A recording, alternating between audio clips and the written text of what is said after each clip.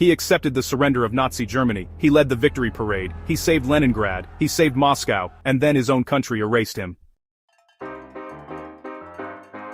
The common image of Georgy Zhukov is the Marshal of Victory, the man on the white horse at the 1945 parade, the tough, unbreakable commander who steamrolled the Wehrmacht all the way back to Berlin. But that image, while true, is a myth. It is a portrait painted by a regime that needed a hero, then needed that hero to disappear. The reality of Zhukov is far more useful to us, the students of strategy, of survival, of human endurance. What most don't realize is that Zhukov's greatest battle wasn't against the Germans, it was against the system he served. He didn't just fight Hitler, he fought Stalin's paranoia, Khrushchev's jealousy, and the petty bureaucrats who feared a general who actually told the truth. Understanding Zhukov isn't about learning battle dates, it is about understanding how to operate in a command structure that sees you as both a necessary tool and a mortal threat. It is about the tension between competence and politics, a tension every operator, every leader, every survivor will eventually face.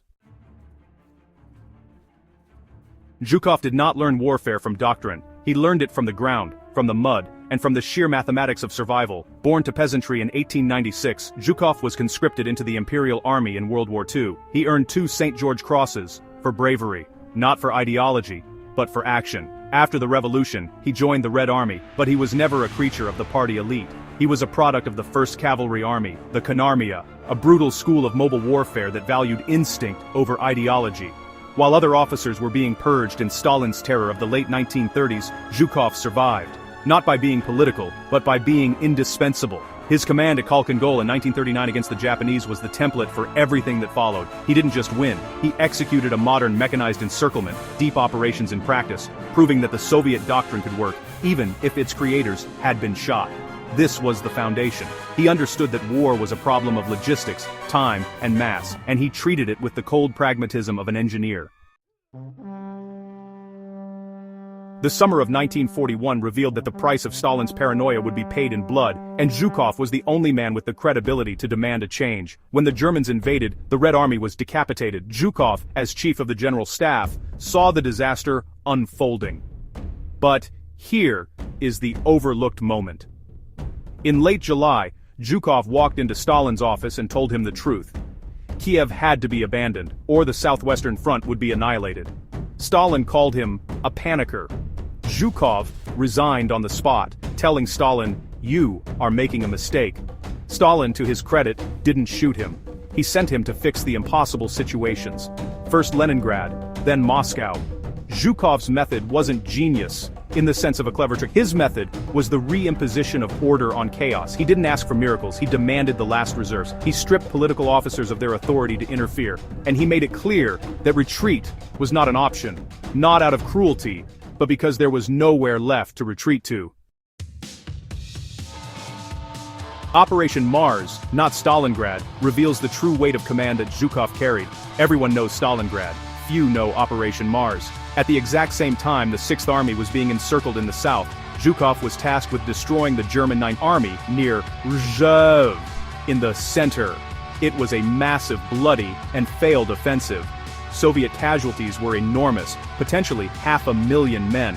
In official histories, Mars was written out of existence to protect the Zhukov myth. But Zhukov didn't hide from it. This was the reality of the Eastern Front. You could be the architect of Stalingrad, and the architect of Mars simultaneously. You could trade distance for time, and men for ground. For the survivalist watching, this is a critical lesson. Not every operation succeeds. You learn to absorb the loss and move to the next objective. Zhukov understood that war is a series of catastrophic failures punctuated by victory. The Battle of Berlin was a political operation as much as a military one, and Zhukov understood that survival meant winning the race against his own side. In 1945, Stalin pitted his 2 best commanders, Zhukov and Konev, against each other in a race to Berlin. This wasn't just about taking the Reichstag, it was about who would have the political capital to shape the post-war army. Zhukov took the direct line, the Silo Heights, a bloody, grinding assault. He could have outflanked it, but Stalin wanted Berlin taken immediately for political reasons.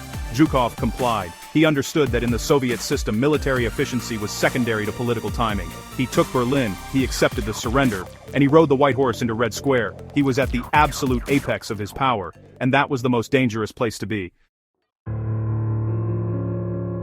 Why does this matter? Because Zhukov's life is a case study in the duality of service. He was a man who mastered the art of war, but was ultimately defeated by the art of politics. He showed that you can be indispensable and disposable at the same time. For those of us interested in history, in preparedness, in understanding how the world really works, Zhukov is a warning. Competence alone is not enough. You must also navigate the human terrain. He saved his country twice, from the Nazis, and from its own leadership's incompetence. And his country rewarded him with disgrace.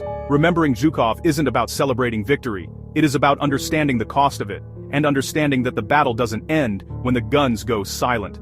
If you want more than the surface-level summaries, if you want the real context behind the men who shaped our world, make sure you are subscribed to War Machiner. Share this video with someone who needs to understand the full weight of history.